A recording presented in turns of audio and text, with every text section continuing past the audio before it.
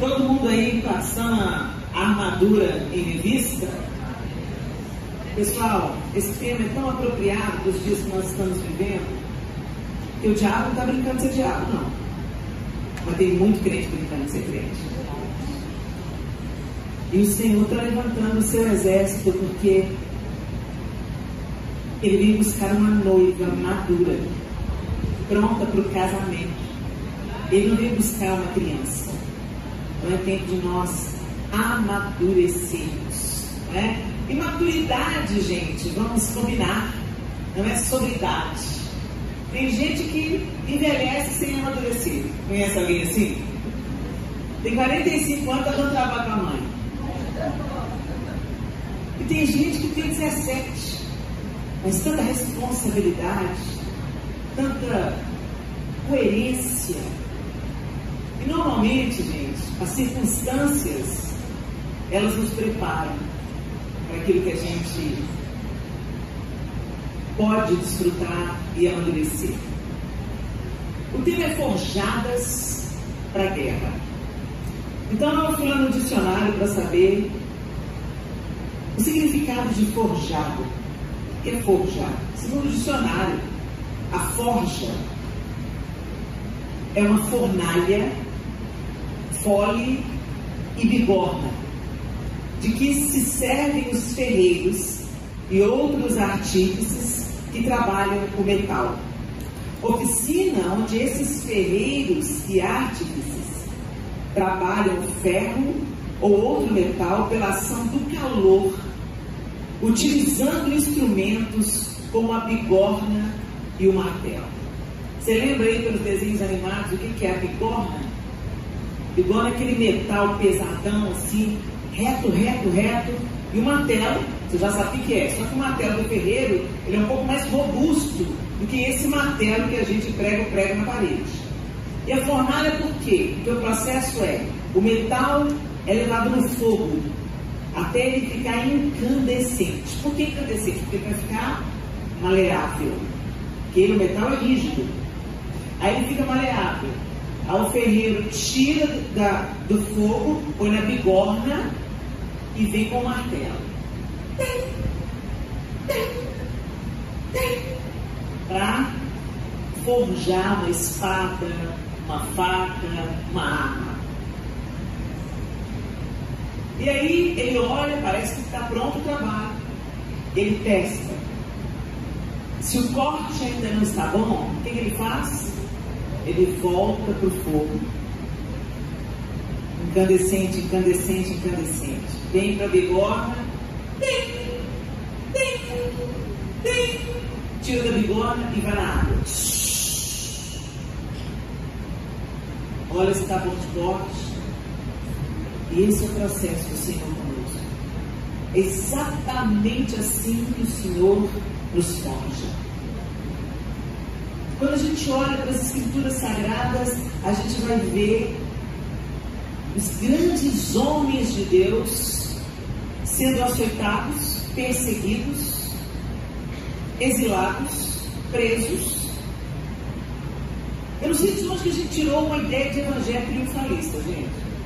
Porque se a gente olha para a Bíblia, a gente vê um evangelho vencedor, sim, mas pelo sofrimento. A começar pelo nosso Senhor. O inferno pensou que estava ganhando. Mas na verdade, foi na cruz que o Senhor despojou todos os nossos inimigos. O que é despojar? Tirar as armas. Jesus despojou o inferno. Mas acontece que às vezes a gente dá arma para o inferno. A gente arma Satanás quando a gente não dá importância para as suas ameaças, para os seus blefes, e quando a gente acredita nas mentiras que ele conta. A grande guerra, gente, a maior das batalhas, é vencermos nós mesmos. O nosso inimigo já foi vencido. Ele já foi despojado na cruz. Então por que a gente ainda continua passando por tantos perrengues, passando por tantas dificuldades? Eu quero te dizer uma coisa: o diabo vai nos alvejar, sem dúvida, ele é o nosso inimigo. Ele vai nos alvejar. Mas se nós estivermos escondidos no Senhor, vivendo em comunhão íntima com Ele, nada vai me acontecer? Não, vai me acontecer. Mas tudo debaixo da permissão de Deus. Vocês lembram quando Satanás foi querer tocar na vida de Jó? O que ele fez primeiro? Ele foi lá pedir permissão para Deus. Quando nós pertencemos a Deus, o que a Bíblia fala? Aquele que é de Deus, o maligno não, a não ser que o Senhor fala, pode tocar, porque eu vou trabalhar com essa pessoa. Tem prova, gente, que vem pela permissão do Senhor para que o diabo nos alveje. Tem prova que o Senhor mesmo pega a gente pela mão e leva a gente para o deserto. E ali no deserto Ele nos ensina tanto sobre o seu amor, sua graça, seu favor. E se você duvida, eu quero que você lembre aí dos momentos da sua vida onde você mais aprendeu. As maiores lições da sua vida. As maiores vitórias que você experimentou. O maior alívio que você recebeu. Foi depois de uma grande batalha, depois de uma grande luta, depois de um grande sofrimento. E com o nosso Senhor não foi diferente, gente. O Pai não poupou o seu próprio Filho. Jesus chega a transpirar sangue. O topo da angústia que o ser humano pode fazer, os médicos dizem que para um ser humano transpirar sangue, ele já alcançou um nível máximo de angústia. E os vasos sanguíneos começam a se romper e mistura com o suor e vem para fora. Isso é um evento raríssimo e que demonstra um intenso estado de dor, de angústia e de sofrimento. Nosso mestre sendo esmagado no Getsemane e o azeite saindo da vida dele para a nossa redenção. Jesus é o nosso parâmetro, gente. É bonito a gente cantar o nosso general é Cristo, mas Ele é mesmo. Ele é o nosso general. E se nós andarmos por aí como soldados desertores, nós vamos comer o pão que o diabo amassou. Mas se a gente estiver debaixo da direção do nosso comandante, ele não prometeu que nós não teríamos os nossos estilhaços de guerra. Ele não prometeu que você não ia perder um braço, uma perna. Ele não prometeu. Ele falou: vocês terão aflições, mas tem de bom ânimo. Você já sabe o fim da história. Você já sabe o fim da história? Amém, gente? Amém. Parece que você sabe o fim da história, não. Muito bem. Abra sua Bíblia comigo em Efésios capítulo 6, do verso 10 em diante. Efésios 6, a partir do verso 10. A minha Bíblia é da linguagem NVI, a nova versão. E diz assim a partir do verso 10: finalmente, sejam fortalecidos no Senhor e na força do seu poder. Vistam-se de toda a armadura de Deus, para poderem ficar firmes contra as ciladas do diabo. Pois a nossa luta não é contra sangue e carne, mas contra os poderes e as autoridades, contra os dominadores deste mundo de trevas e contra as forças espirituais do mal nas regiões celestiais. Por isso,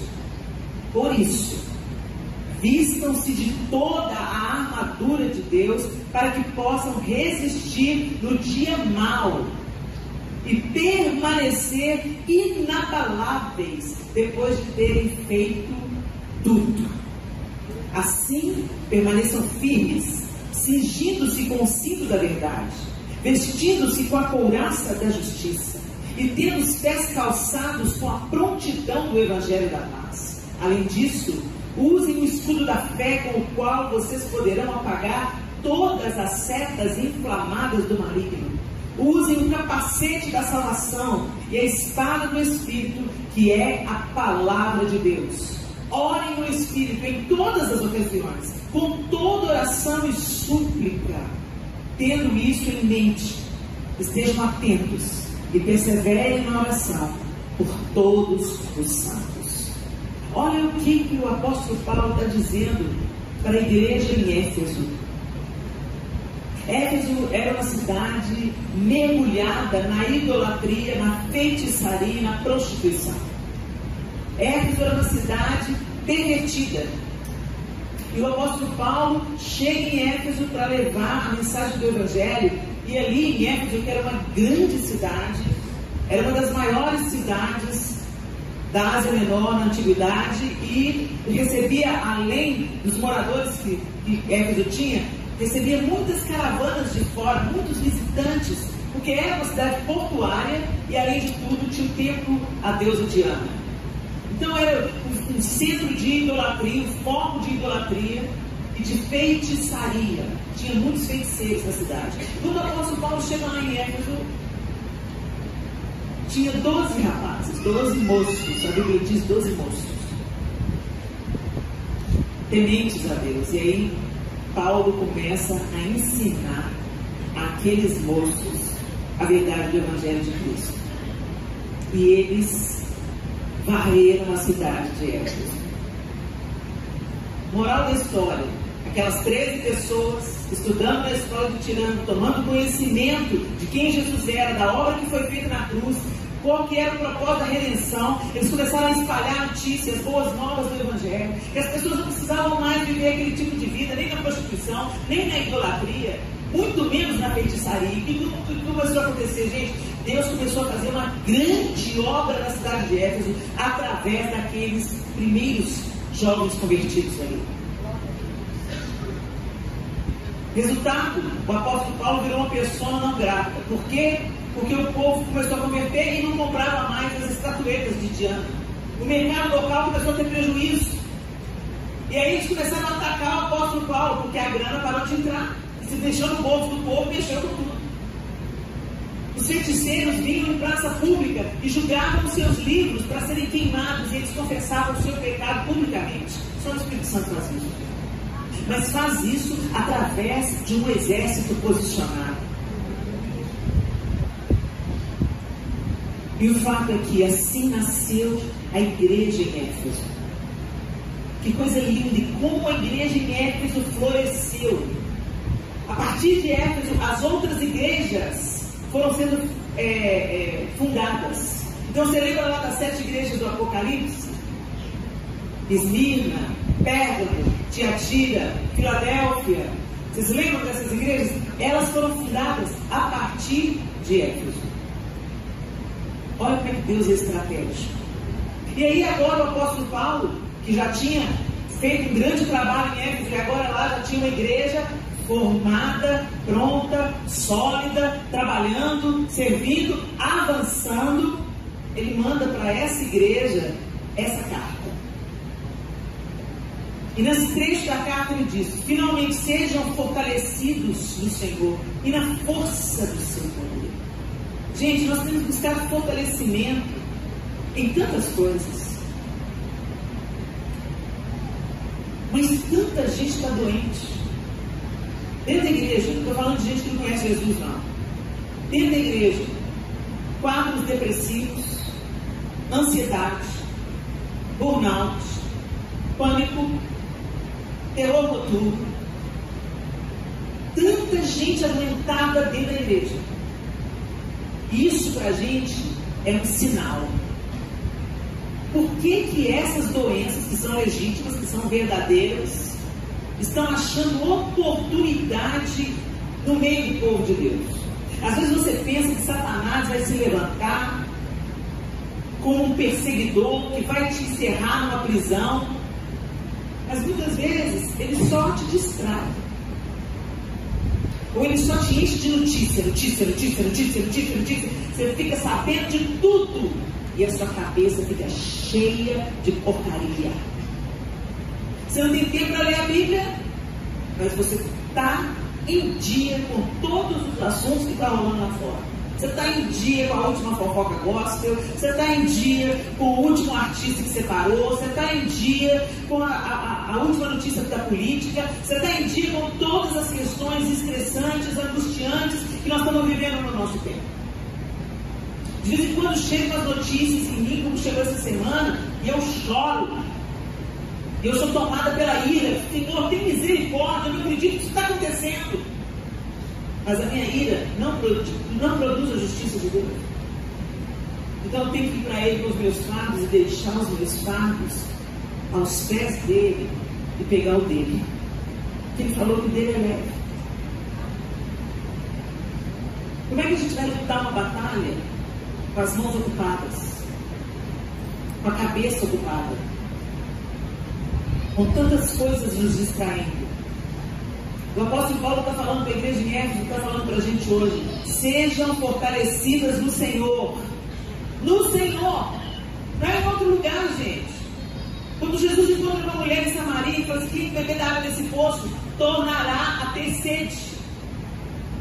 Poço é aquilo que o homem constrói, fonte é aquilo que Deus constrói. Mas quem beber da água que eu lhe der, não é da água da religião, não é da água da comunidade de fé, do relacionamento íntimo e pessoal. Quem beber da água que eu lhe der, nunca mais terá sede. Sede de quê? Desse tanto de coisa que a gente tem sede. A gente tem sede de aprovação, a gente tem sede de status, a gente tem sede financeira, a gente tem sede materialista, a gente quer ter caprichos da gente satisfeitos, a gente tem sonhos materiais, e não tem nada de errado de ter sonhos materiais, não, gente. Só que isso é secundário. Não vai dentro do caixão a sua casa, o seu carro, o seu título, o seu diploma, não vai nada dentro do seu caixão. Você vai, do jeito que você veio ao mundo, se encontrar com Deus. Nem o seu corpo você vai levar. Nem o seu corpo vai estar diante de Deus sem o seu corpo. No último dia que você vai receber o seu corpo glorificado. Mas por que nós somos tão materialistas? Por que a gente investe tanta energia e tempo para parecer que você é bem sucedida, parecer que você está em dia com a moda, parecer que você é inteligente, parecer que você é articulada, parecer que você é uma grande mulher de Deus? Não pareça, minha linda, seja. A gente trabalha muito pela aparência e a gente simplesmente deveria buscar o fortalecimento do Senhor para que Ele seja a nossa essência. E aí, quando você está cheio, você transborda. É inevitável.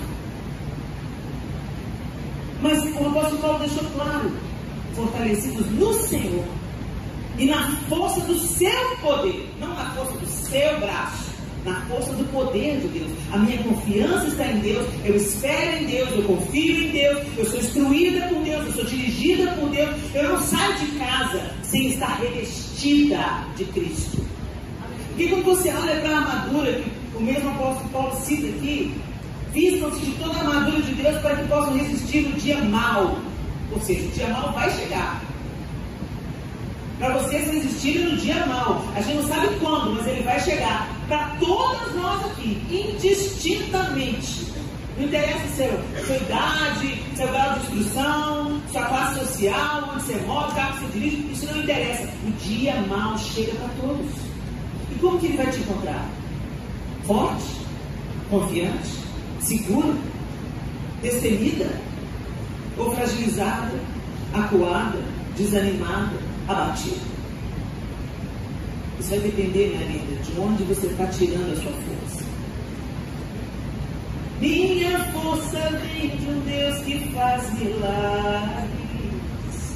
Minha fé está além do impossível. Minha esperança viva está na mesa. Porque a gente olha para as notícias e fala assim: não tem mais jeito, não. Não tem mais jeito, não. E vai ter que ficar ruim mesmo, gente. Vai ter que ficar bem ruim para a gente desfrutar do melhor de Deus que está por dentro.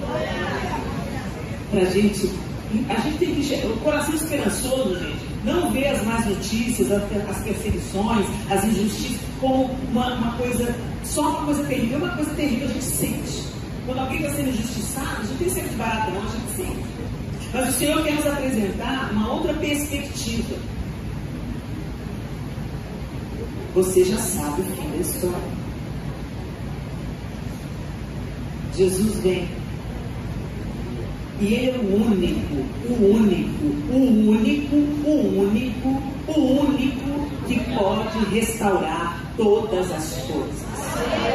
Não há governo humano, não há estratégia política, não há poder econômico, não há exército, não há tecnologia que é capaz de consertar o mundo quebrado em que nós vivemos. Mas o Senhor pode. E a promessa é essa, que a Nova Jerusalém desce do céu. O eterno invade o temporal e o Senhor reinará. Aleluia de Handel. E Ele reinará para sempre. A gente se esqueceu disso. A gente está buscando as nossas resoluções nas coisas dessa terra. E esse era o problema da igreja de Éfeso. Estava começando a ficar intimidada, estava começando a ficar temerosa, e o apóstolo Paulo manda uma palavra de encorajamento. Não, sejam fortalecidos do Senhor, na força do seu poder, vistam-se de toda a armadura de Deus. E quando você olha para a armadura de Deus, ele fala, cingindo-se com o cinto da verdade. A gente gosta muito de falar, vamos vestir a armadura de Deus. Pega aí, e a gente faz os atos proféticos, né? Mas muito mais, gente, do que a gente colocar um cinto imaginário, é você se cingir da verdade. A verdade prende tudo. O cinto é aquele que prende tudo, todo o resto da armadura. A couraça da justiça. Será que nós estamos vivendo cobertos pela justiça de Deus? Será que é a justiça de Deus que protege o nosso coração? Será que nós estamos nos cingindo da verdade?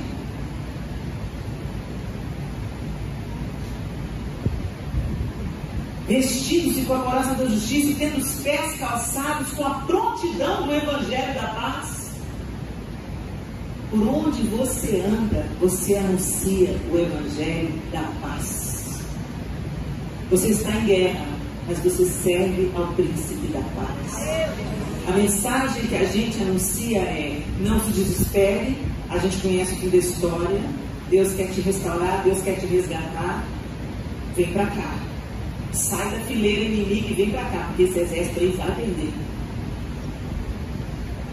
Por onde a gente andar, pela universidade, pelo bairro, pela nossa família, pela nossa casa, fazendo diferença e anunciando as boas novas do Evangelho. Além disso, usem o escudo da fé, com o qual vocês poderão apagar todas as setas inflamadas do maligno. A estratégia do diabo é nos enfraquecer com as mentiras. Quantos pensamentos você tem? Nosso campo de batalha aqui, é diário. Todo dia você é atacada na sua mente. Todo dia você tem um pensamento que não vem do céu para você. Todo dia você pensa alguma coisa do tipo: eu não vou conseguir. Isso não é para mim. Minha casa está perdida, não tem jeito mais. Deus não me ama o suficiente. Deus não vai atender a minha oração. Ele tem coisa mais importante para fazer. Eu não aguento mais, estou exausta. Deus me abandonou. Eu estou tendo uma crise de fé. Não sei mais em que eu acredito. Eu estou tão confusa. Quantos pensamentos passam pela nossa mente todo dia? Você não é boa mãe. Você é uma péssima esposa. O acusador está com a boca dele arreganhada para soprar as mentiras no nosso ouvido todo dia.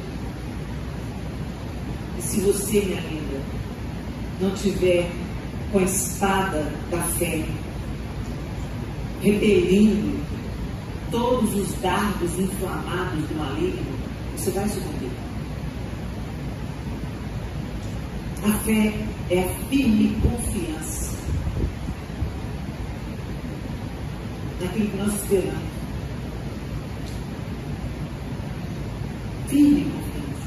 Senhor, eu não estou entendendo nada, não sei porque eu estou passando por isso não, mas eu creio que o Senhor vai fazer com que todas as coisas cooperem conjuntamente para o meu bem, porque eu tenho amado o Senhor de todo o meu coração, de todo o entendimento, com toda a minha alma, com todas as minhas forças. Porque essa promessa de Romanos, gente, é para quem ama a Deus. E amar a Deus não é cantar canção de amor, não. Amar a Deus é obedecer. Aquele que tem os meus mandamentos e os obedece. Esse é o que me ama.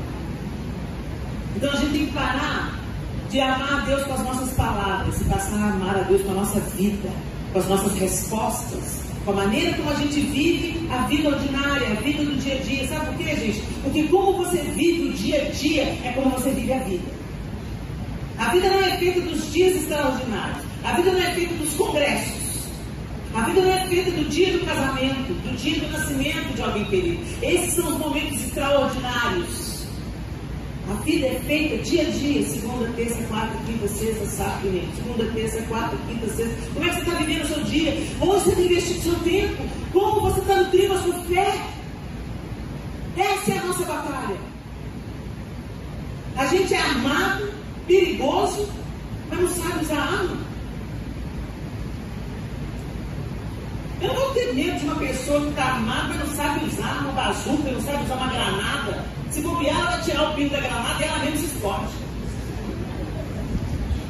Agora, se você está armado e sabe manusear a sua arma, o diabo vai tirar farofa de você não. O inferno vai tirar farofa de você não. Ele sabe que vai levar chumbo. E é o chumbo que o diabo leva, não é nosso não. É o Senhor que acerta as contas. Parece um paradoxo quando a gente fala de batalha, de espada, de escudo, como o apóstolo Paulo coloca aqui. Mas na verdade, gente, quando você olha a verdade, quem é a verdade? Quem é a justiça? Sobre quem é o Evangelho da Paz? Nós temos fé em quem? Quem é a nossa salvação? Revistam-se de Cristo. Em outras palavras, é isso que o apóstolo Paulo está falando. Revistam-se de Cristo. Que a vida de Cristo seja vista em você.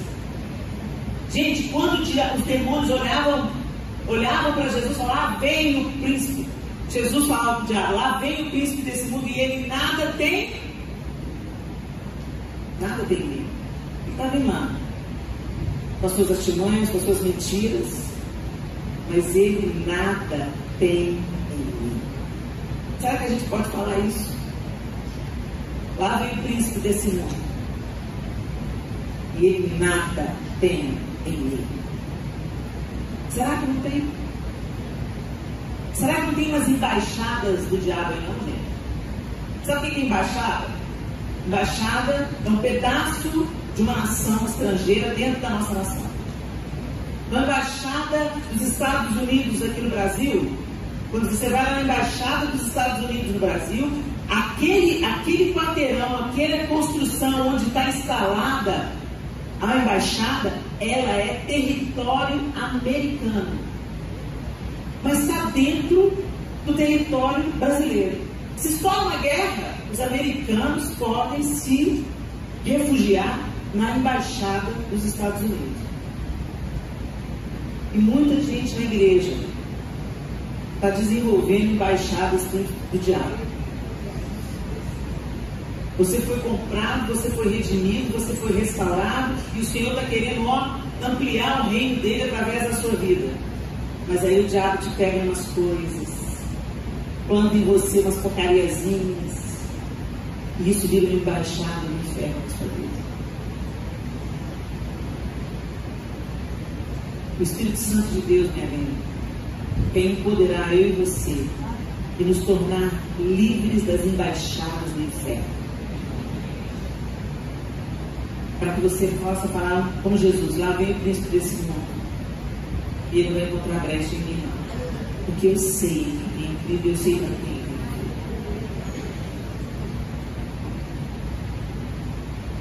Orem no Espírito em todas as ocasiões. Gente, às vezes a gente pensa que a nossa oração é só aquela oração que nós verbalizamos.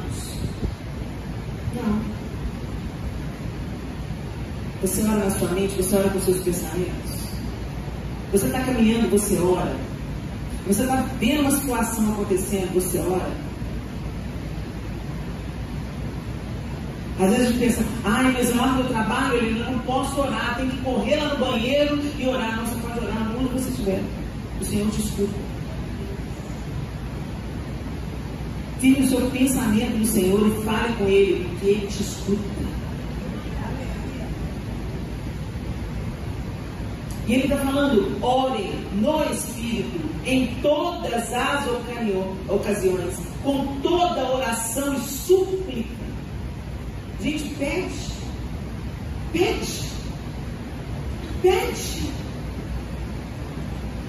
Nós pedimos e não recebemos porque a gente pede mal. Pede só pensando nos nossos prazeres temporários. Mas se você dobra o seu joelho, você começa a gerar e a orar aquilo que Deus quer trazer à existência, a história ao nosso redor muda. Às vezes o Senhor vai falar assim, ainda não, mas continua orando. Ainda não. Vocês lembram Daniel? O Senhor ouviu a oração de Daniel na primeira vez. Mas o anjo que veio com a resposta teve que encontrar o príncipe da Pérsia no meio do caminho, um demônio, uma potestade, e lutar contra ele. Continue orando. Não é porque você não está vendo o resultado que você vai parar de orar. Só pare de orar se o Senhor falar, chega, estou dizendo não, acabou. Agora, se o Senhor falou, chega, eu estou dizendo não, continua a orar, continua a buscar, em todo o tempo com súplica. O que é súplica, gente? É petição. Oh Deus, em nome de Jesus, me fortalece, eu estou me sentindo enfraquecida. Minha casa está pesada, meus relacionamentos estão difíceis. Senhor, vem nessa casa, Senhor. Reina neste lugar. E todo demônio aqui, Senhor, que tentar tirar a paz do meu casamento, a paz dos meus filhos, a paz dos meus pais, a paz dos meus irmãos. Ó Senhor, toda contenda que tem levantado na minha casa, que parte retirada em nome de Jesus. Senhor, eu estou me prostrando diante do Senhor e suplicando ao Senhor, entra aqui com a tua intervenção maravilhosa, envia os teus anjos neste lugar, faça, Senhor, a diferença. É fácil, gente, a gente ser amada, fazer as coreografias, é maravilhoso, é motivador. Mas isso é só performance. O diabo não tem medo de espadas e escudos, mas ele tem medo quando você dobra o seu joelho e ora. Ele tem medo porque ele está vendo o Senhor te abastecendo, te fortalecendo, usando a sua vida, fazendo você uma vencedora no meio das batalhas que você encara pela frente. Essa que faz a diferença. Mas quantas vezes a gente vem para a igreja, a gente marcha na igreja, o poeirão sobe, a gente faz ato profético, é tudo maravilhoso, todo mundo seja fortalecido. Chega na segunda-feira, já está desanimado. Estou cansada. Nossa, aquele congresso foi longo demais. O que adianta? Só adianta, gente, se a gente escuta e põe em prática. Se a gente escuta e põe em prática. O apóstolo Paulo está falando, ore no Espírito em todas as ocasiões. Em todas as ocasiões. Nas ocasiões boas, nas ocasiões difíceis. Com toda oração e súplica, tendo isso em mente, estejam atentos e perseverem na oração por todos os santos. Gente, eu tenho certeza absoluta que em momentos da minha vida eu não sucumbi porque tinha gente orando por mim. Eu tenho certeza absoluta que quando o dia difícil chegou, eu não estava orando sozinha. Não tem condição de eu estar orando sozinha. Você sente que Deus está mandando ajuda para você, reforço para você. E isso se levanta pela oração. Isso tem sido confirmado. Quantas pessoas me encontram por onde eu vou e falam assim, Helena, Deus me levantou para orar por você e pela sua família. Não para não, continua orando, está funcionando. Continua orando, pelo amor de Deus, porque se não fossem as orações dos santos a meu favor, eu não daria conta. Por isso o diabo quer desprender o seu egoísmo, do seu projeto de poder pessoal. A gente esquece que a gente é igreja só junto. Nenhum de nós é igreja sozinho. Nós somos igreja juntos. Nós precisamos de orar uns pelos outros e não orar apenas pelas nossas causas. Está orando pelos seus filhos? Ora pelos filhos das outras também. Estão desviados, estão precisando ser alcançados pelo Senhor. Está orando pelo seu casamento? Ora pelo casamento da sua família, que você sabe que também está atravessando uma crise. Está orando por um trabalho novo? Senhor, o Senhor sabe de que um servo do Senhor passando necessidade, abre uma porta de emprego. Gente, teve uma vez que o Senhor me acordou de madrugada, e o que estava na minha cabeça? Uma prisão no deserto do Saara. Quando a gente passa do Egito para Israel, a gente segue uma estrada, e no meio da estrada é o deserto. E aí eu vi uma construção enorme e perguntei para o guia: o que é aquilo? Aquela é a prisão. Nossa, mas ela é enorme. Ela é mais enorme para dentro da terra. Ela tem vários andares para baixo. É o mesmo? Quantas pessoas estão presas lá? Ninguém sabe. As pessoas recebem visitas? Não. E eu acordei de madrugada com aquele prédio na cabeça. E o Senhor falou: dobra os seus joelhos e ora por uma situação naquela cadeia. Eu sei o que é? Não sei. Eu sei quem atingiu? Não sei. Mas eu obedeci. Senhor, eu não sei o que está acontecendo naquele lugar, mas eu te peço, entra com o exército dos teus anjos ali e salva os teus, preserva os teus, fortalece os teus, livra os teus ou recolhe os teus, mas não deixa mais o sofrimento abatê-los. Eu orei, até sentir paz. Aquele sentimento de missão cumprida. Me deitar. Soube o que aconteceu? Não. Mas eu não preciso de saber o que eu já recebi espiritualmente. Eu não preciso de ver com os meus olhos carnais. Talvez no grande dia o Senhor me faça entender de que eu fui participante. Eu e outras que Ele deve ter levantado no mesmo horário. Todo mundo ora, clama pelos meus. O apóstolo Paulo está falando aqui claramente: ora pelos santos. Nós somos um só exército. Se um é baleado, todo mundo sente, todo mundo sofre. Se o escândalo vem para uma igreja, gente, não mancha só o nome de uma igreja, não. Mancha o nome de toda a cristandade. E aí é mais fácil falar assim: não é meu irmão, não, é primo. Não é primo, não, é irmão. Sabe o seu irmão problemático? Você tem irmão problemático. Porque às vezes você tem irmão problemático. Mas o Senhor não descarta ninguém. Nós somos imperfeitos, nós estamos no processo. Mas o fato é, quando alguma coisa fere a igreja, traz escândalo para a igreja, fere todos nós. Ou deveria ferir, né? Então para de consumir fofoca e gosto, tá, gente? E que exército você está lutando? Deus fica do seu lado. Como é que eu estou lutando contra o inimigo e fica na amiga dele? Como é que eu estou guerreando contra o inimigo verdadeiro e consumindo as coisas dele para dar mais dinheiro para ele? Da like, da curtida, da visualização? Que luta é essa que a gente está lutando, que a gente fortalece o nosso inimigo?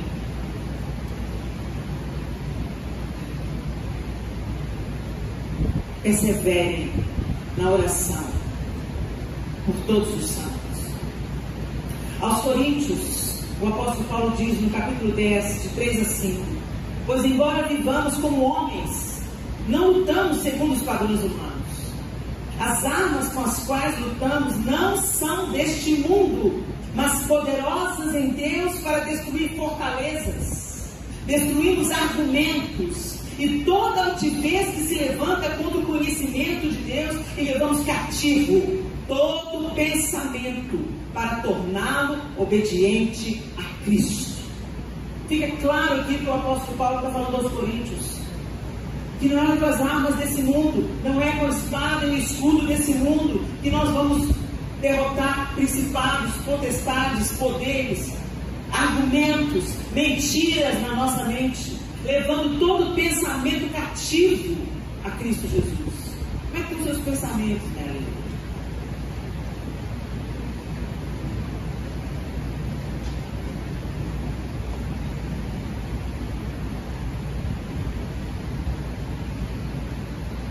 No que você tem pensado?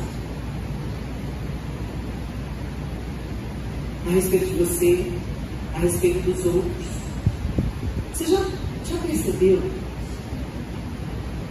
que você tem uma ideia pronta a respeito de uma pessoa com a qual você nunca sentou para conversar? Sabe? Que chance que eu tenho da pessoa. Nós mulheres somos mestres de ter isso, né? Meu santo não vai com dela. Como assim? Nós temos o Espírito Santo.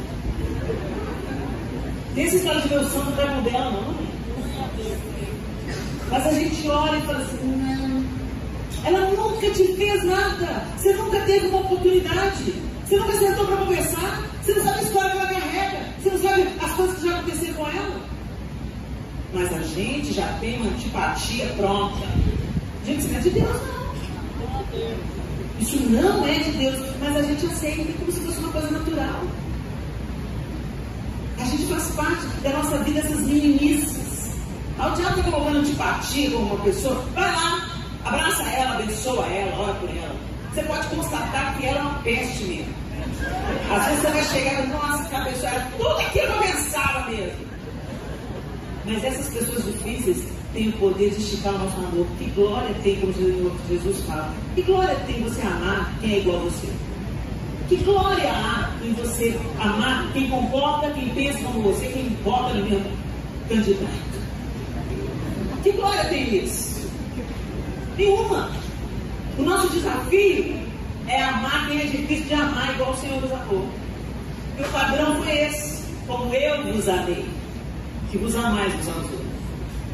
E o Senhor não me amou porque eu era parecida com Ele. O Senhor não me amou porque eu já entendi e correspondi a esse amor. O Senhor me amou porque eu estava morta nos meus delitos, nos meus pecados, na minha rebelião, na minha obstinação, na minha inveja. Quando eu estava morta, Ele me amou. E Ele nos convida a fazer o mesmo. Mas você está aí, no padrão desse servo. Ela fica em paz, eu fico em paz aqui. Ela não serve sua vida. Hoje Deus tem senso de humor. Resolve isso logo. Senão ele abre um negócio que você precisar dessa pessoa. Ele é especialista de fazer isso. Então, se você está se colocando na presença de Deus, se você quer realmente ser revestido de Cristo, resolve as suas pendências. Helena, você não conhece minha sogra. Não, você não me conhece a minha nora. Levou embora meu filhinho. Vocês estão rindo, né, gente? Mas o bicho está pegando entre histórias e noras. Por quê? O amor de mãe não compete com o amor de esposa. Você não pode dar para o seu filho que a esposa dele dá. E a esposa dele nunca vai ter a história que você teve com ele. Por que fica competindo? Sogra, sogrinha, querida, sai de cena. Você fez um ótimo trabalho. Você criou o seu filho, preparou o seu filho, entregou o seu filho. Como um dia você pegou o filho de alguém, agora vai entregar. Cuide do filho que você pegou, cuida dele. Meu filho, aquele que eu peguei pra mim já partiu. Então, vai fazer lições. Vai lá, pega a sua nora. Não, aplaude ainda não, Aurinha. Ele vai falar, para Deus! Eu falo pra você, nora. Abaixa a sua bola de lindona, que a sua vez vai chegar. Essa mulher que você está em pé de guerra para agora, o DNA dela está no cara que tem ser dono. Os seus filhos serão netos dela, com o teu sangue dela. Então, deixa Jesus entrar para quebrar. Deixa essa obstinação de lado, essa ciumeira de lado, essa competição de lado. Senta com a sua sogra, leva um papo reto com ela. Se ela está passando os limites para a sogra, deixa eu te falar. Te agradeço, você me deu o nome da minha vida. Mas não é teu, ok? Agora é meu território aqui, ó. Ok? Eu quero respeitar o seu território, honrar a senhora, porque a senhora é mãe do meu marido. Eu quero de bem com a mãe do meu marido. Mas minha sogra entende que a Bíblia diz: deixe o homem, pai e mãe, una-se a sua mulher, e sejam os dois uma só carne. Agora eu sou uma carne para o seu marido. E a senhora está me machucando. Se a senhora me machuca, machuca o meu marido também. Sua carne, sua comida. Peça perdão, resolve esse barraco aí, pede o Espírito Santo para vir, fazer uma obra maravilhosa. Mata o seu ego, mata o seu eu, traga todo sofisma, todo pensamento contrário, subordinado ao senhorio de Cristo. É aí que você é crente, é aí que você vê destacar, lindona. Não é vestir a camisa camuflada, não. É vestindo a couraça da justiça, o cinto da verdade, o escudo da fé, a espada do Espírito. Vai! Sua sogra não é um dragão, sua nora não é um bicho-papão. Vocês amam o mesmo homem, facilita a vida desse cara, pelo amor de Deus. Porque ter uma mãe e uma esposa em pé de guerra, ninguém é no inferno, é no inferno. Colabora com esse homem, ok? E entenda, sogra, você já viveu mais, você já passou pelo processo, você já esteve no lugar de nora, você está no lugar de nora primeiro. Então quero te dizer, minha linda, você que é sogra como eu, sou sogra, 2 noras, maravilhosas, não sou boba nem nada de brigar com as mães do meu neto. A mãe do meu neto é a futura mãe do meu neto. Só se eu fosse trouxa, né? São minhas filhas. Porque agora são uma só carne com o Miguel, uma só carne com o Arthur. Eu respeito elas. Pensa nisso. Em Filipenses 4, 9, já estou terminando, gente. Fala assim: portanto, você, meu filho, fortifique-se na graça que há em Cristo Jesus. Gente, o que significa isso? Às vezes, usando o exemplo que eu estava usando aqui agora, Helena, eu não dou conta. Isso aí você já está me pedindo demais. A minha sogra, eu estou achando que ela precisa de um exorcista. A minha nora já me desacatou, já falou coisas terríveis. Como é que eu vou perdoar isso? Fortifique-se na graça que há em Cristo Jesus. Sabe o que é graça, gente? Que a gente recebeu sem merecer. Favor que nós não merecemos. Você peca, e pede perdão para Deus e perdoa. E Ele provê. E Ele sara a ferida. E Ele derrama o bálsamo. E Ele dá livramento. E Ele inclina os ouvidos à sua oração. O que você merece? O que eu mereço? Graça. Fortifique-se na graça. O que a mulher está do seu lado falando? Fortifique-se na graça. E finalmente aos Gálatas, ele diz, o mesmo apóstolo Paulo: por isso digo, vivam pelo Espírito, e de modo nenhum satisfarão os desejos da carne. Gente, quando a gente pensa em desejo da carne, a gente já pensa na lascívia, na prostituição, nas questões relacionadas ao sexo.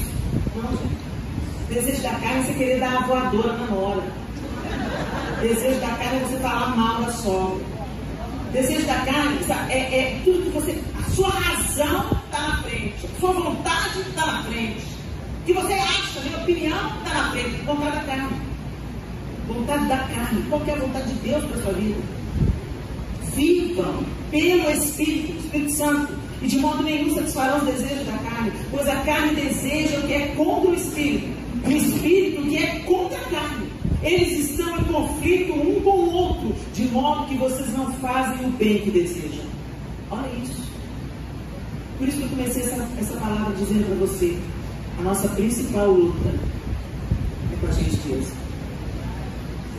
Nós precisamos de nos aperfeiçoar, nos fortalecer no Senhor, nos fortalecer na graça de Jesus, para curar os nossos relacionamentos, para nos tornar atentas ao que Deus quer fazer, a não viver só para nós mesmos, só pelos projetos pessoais, mas entender qual é o nosso lugar no reino de Deus. Deus quer fazer de você uma bênção na sua casa, no seu bairro, no seu trabalho, onde você andar, um agente de transformação, um agente de milagre. Essa é a nossa batalha. E nós vencemos com armas espirituais, não com armas carnais. Tudo que foi ilustrado, usando os mesmos exemplos do apóstolo Paulo, tudo que foi feito aqui foi uma representação do que acontece no mundo espiritual. E é isso que o apóstolo Paulo ensinou, falando da armadura de Deus. E nós representamos aqui com roupas camufladas, com escudos e espadas. Isso é maravilhoso, é lúdico, é lindo. Traz para a gente essa memória visual que fortalece o ensino. Mas eu quero te dizer, a sua luta é de joelhos. A sua luta muitas vezes é calando a boca. A sua luta muitas vezes é ceder uma vez. A sua luta muitas vezes é dando a túnica e também a capa. É andando a segunda milha. É perdoando quem não te pediu perdão. Aí você vai ser perdida pelo inferno. Lá vem lá aquela santa.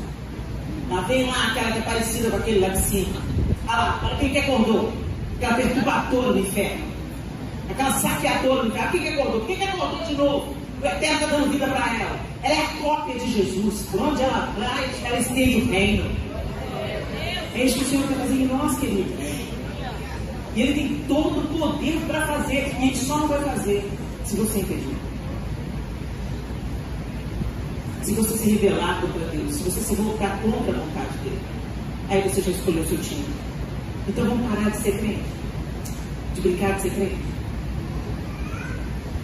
Vamos ser filhas, agir como filhas.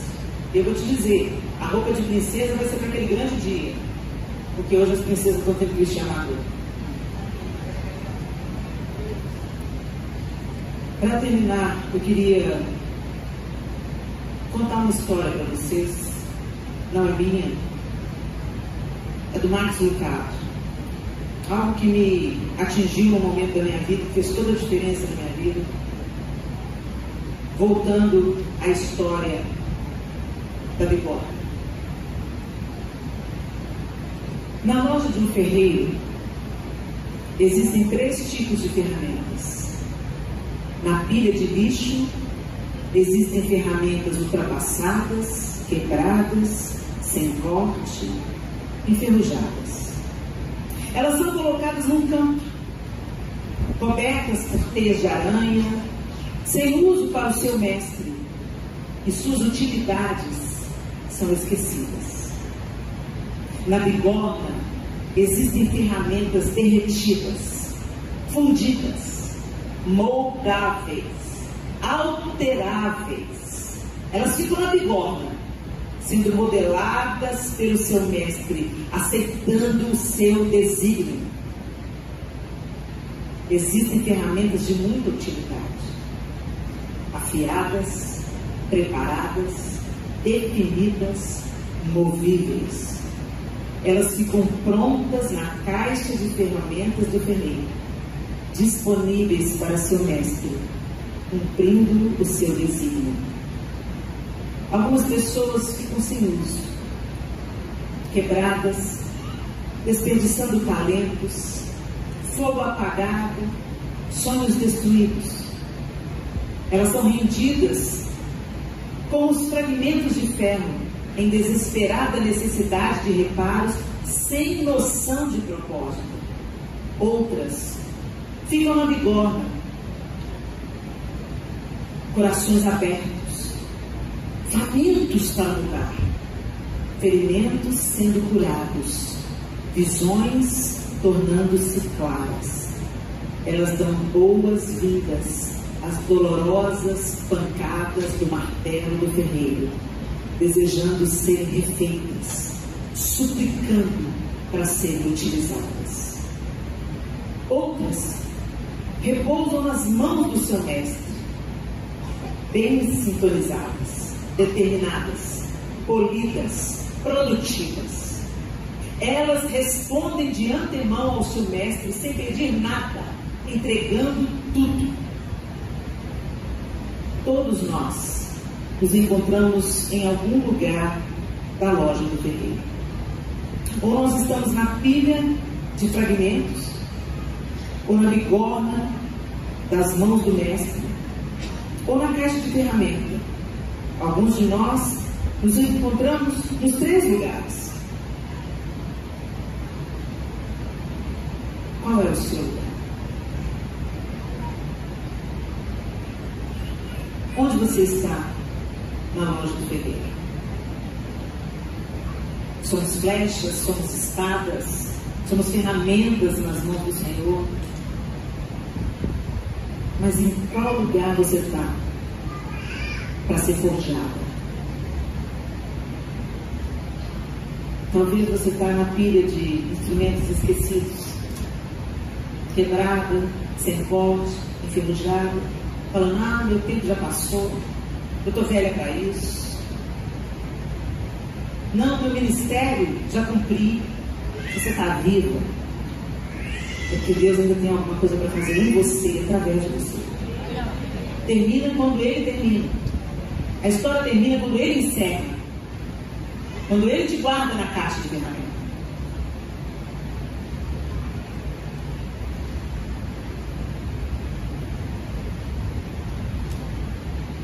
Talvez você esteja na bigorna.